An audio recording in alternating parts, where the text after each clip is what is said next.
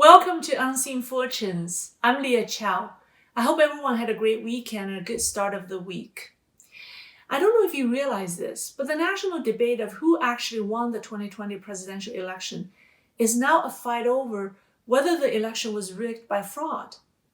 The Trump campaign is fighting several legal battles alleging large-scale voter fraud, whereas the officials in those states denied it. Matthew Braynard, executive director of Look Ahead America, said that he has enough evidence of fraud to change the election projections or results in at least 3 of the battleground states, including Georgia. Now, right after the election, he put together a team of people to start looking into data anomalies in the 6 contested states.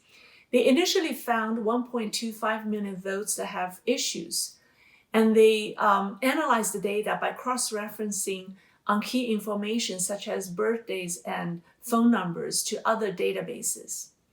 One of his major findings is that many people or many voters who have filed national change of address card have voted illegally. Some have voted in both their present and previous states, and the numbers are quite substantial. On his YouTube channel and Twitter account, Braynard published preliminary ballot counts by voters who are flagged as moved, and the number is particularly high in the state of Georgia. In his interview with Joshua Phillips, Braynard said that he has detailed information down to the names of people who have filed national change of address card but voted in more than one state. I can give you the list of the people who voted in this election who filed national change of address cards in Georgia, moving themselves to another state. And I can also show you the subsequent state voter registrations of these individuals in other states who then cast earlier absentee ballots back in Georgia. I can show you the names of the people and the records of them having voted in multiple states in the raw data that the states make available. So this isn't speculative. This is just what the data shows. He said that the numbers are high enough that they could easily overturn the current election projections or results. Easily. The number of questionable ballots surpasses the vote margin in at least 3 states right now: Arizona, Georgia, and Wisconsin. Braynard's team also found problems where legal votes were not counted. In each of the 6 states he studied, large amounts of absentee or mail-in ballots were not returned. And here are the numbers. So why didn't people return the mail-in ballots or absentee ballots if they had requested it? His team contacted these people to investigate. The first problem they found was that a big proportion of these people who they contacted didn't request a ballot in the first place. In Georgia, based on the number of people they called, this number is 18%. It means that 1 in every 6 people didn't request a ballot but got one. That makes people wonder who requested the ballot on their behalf. Of the people who did request the ballot, 33% in Georgia said that they've actually sent it back.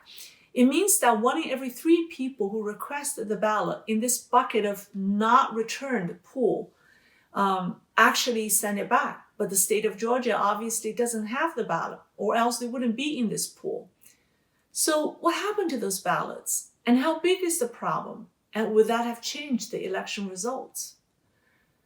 Now, according to Braynard and his team, this discrepancy can be significant for a tight race, and other states have shown various levels of the same problems.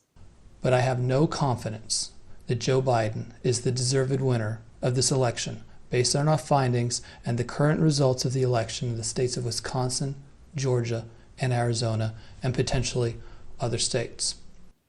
However, Georgia's Secretary of State, Brad Raffensperger, denied election irregularities in Georgia.